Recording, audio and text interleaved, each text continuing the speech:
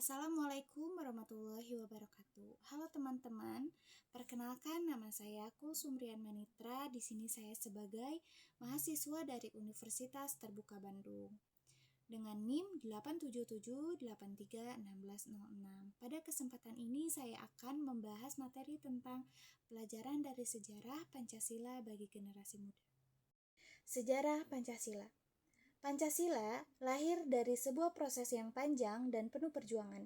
Ia tidak muncul secara tiba-tiba, tetapi juga melalui perdebatan, kompromi, semangat yang tinggi dari para pendiri bangsa. Dalam perjalanan menuju kemerdekaan ini, para tokoh bangsa berusaha mencari rumusan dasar negara yang bisa menjadi pondasi yang kuat bagi moral, politik, sosial, bagi negara Indonesia yang majemuk terdiri dari beragam suku, agama, budaya, dan ras. 3 momen penting yang dapat menandai lahirnya Pancasila. Yang pertama ada Sidang BPUPKI atau disebut dengan Badan Penyelidikan Usaha-Usaha Persiapan Kemerdekaan. Yang kedua ada Perumusan Piagam Jakarta pada tanggal 22 Juni 1945. Yang ketiga ada Sidang PPKI atau Panitia Persiapan Kemerdekaan Indonesia yang diselenggarakan pada tanggal 18 Agustus 1945.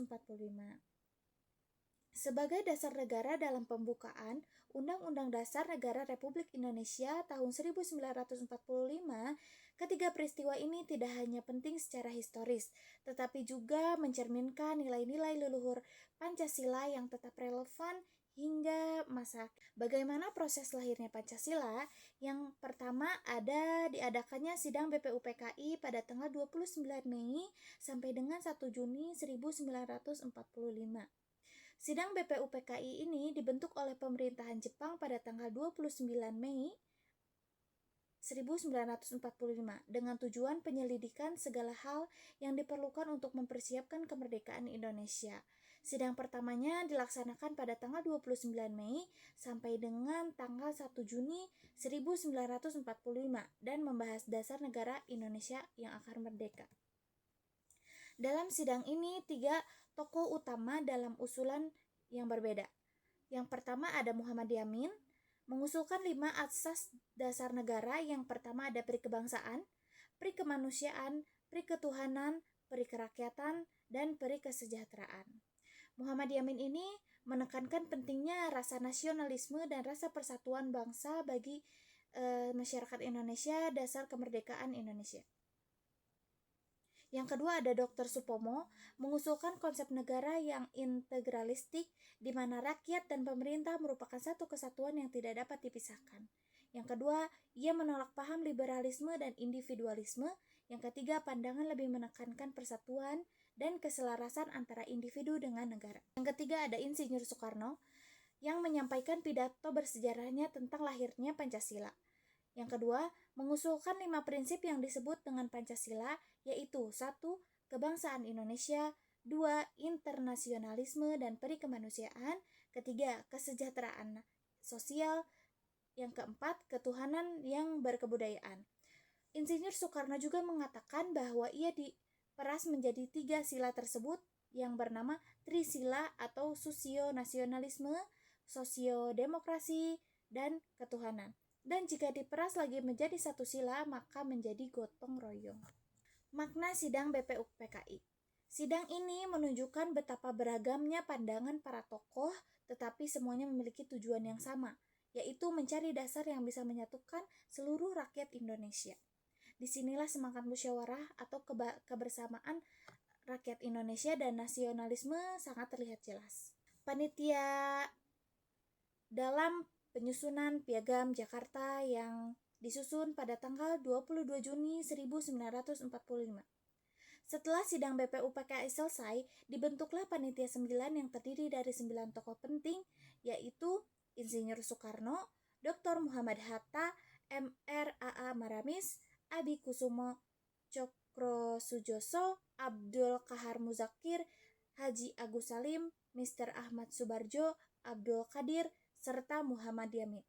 Panitia 9 ini bertugas merumuskan kembali dasar negara dan memperhatikan aspirasi dari berbagai golongan. terutama kelompok nasionalisme dan kelompok Islam. Hasil dari rapat panitia tersebut adalah Piagam Jakarta, yang mana ditandatangani pada tanggal 22 Juni 1945. Rumusan Pancasila dalam Piagam Jakarta berbunyi, 1. Ketuhanan dengan kewajiban menjalankan syariat Islam bagi pemeluk-pemeluknya. Yang kedua, kemanusiaan yang adil dan beradab. 3. Persatuan Indonesia. 4. Kerakyatan yang dipimpin oleh hikmat kebijaksanaan dalam permusyawaratan perwakilan. Kelima, keadilan sosial bagi seluruh rakyat Indonesia. Makna dari adanya Piagam Jakarta ini adalah kompromi politik yang bijaksana antar berbagai golongan, serta menunjukkan nilai-nilai toleransi, persatuan, dan rasa saling menghormati antar umat beragama. Yang ketiga, Piagam Jakarta ini kemudian menjadi rancangan bagi pembukaan Undang-Undang Dasar 1945. Sidang PPKI pada tanggal 18 Agustus 1945.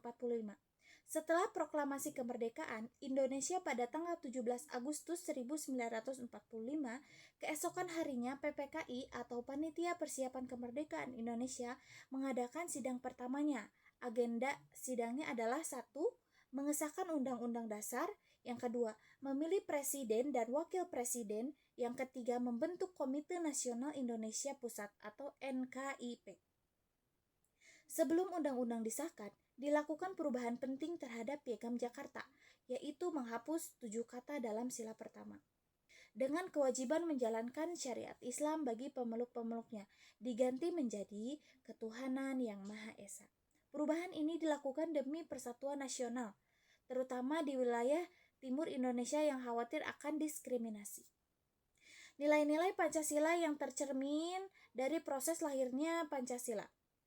Dari seluruh proses lahirnya Pancasila, dapat kita temui nilai-nilai penting yang menjadi pedoman hidup bangsa Indonesia. Yang pertama, ada nilai ketuhanan yang Maha Esa, yang mana seluruh tokoh bangsa sepakat bahwa Indonesia harus berlandaskan pada nilai-nilai spiritual dan moral. Yang kedua, dapat diartikan secara inklusif, yaitu mengakui keberagaman agama di Indonesia itu yang sangat banyak. Yang kedua, kemanusiaan yang adil dan beradab. Para pendiri bangsa menolak kolonialisme dan penindasan. Nilai-nilai kemanusiaan ini harus dijunjung tinggi dalam membangun negara yang utuh yang menghormati hak-hak asasi manusia. Yang ketiga, nilai persatuan Indonesia. Perbedaan pandangan dan kepentingan dapat disatukan dengan semangat kebangsaan, serta persatuan menjadi pondasi utama untuk menjaga keutuhan suatu bangsa yang majemuk. Yang keempat, nilai kemasyarakatan dan musyawarah. Semua keputusan penting dapat diambil melalui musyawarah dan mufakat, serta demokrasi yang bersumber dari budaya gotong royong masyarakat Indonesia sejak dulu. 5. Nilai keadilan sosial.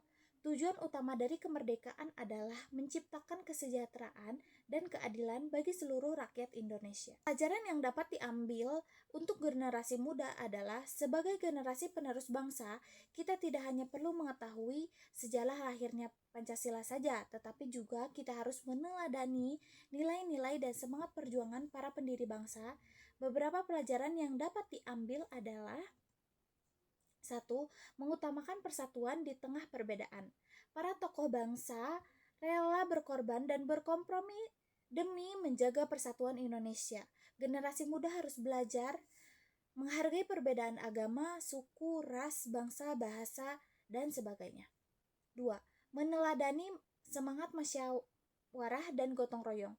Dalam menghadapi perbedaan pendapat, dalam bermusyawarah, jalan terbaik adalah dialog dan kerjasama, bukan permusuhan. Pelajaran yang ketiga, menjaga nilai toleransi dan kebijaksanaan. Perubahan sila pertama dalam PPKI adalah contoh nyata toleransi, yang mana generasi muda harus menolak sikap intoleran dan radikal yang merusak persaudaraan di bangsa Indonesia. Yang keempat, mengamalkan Pancasila dalam kehidupan sehari-hari.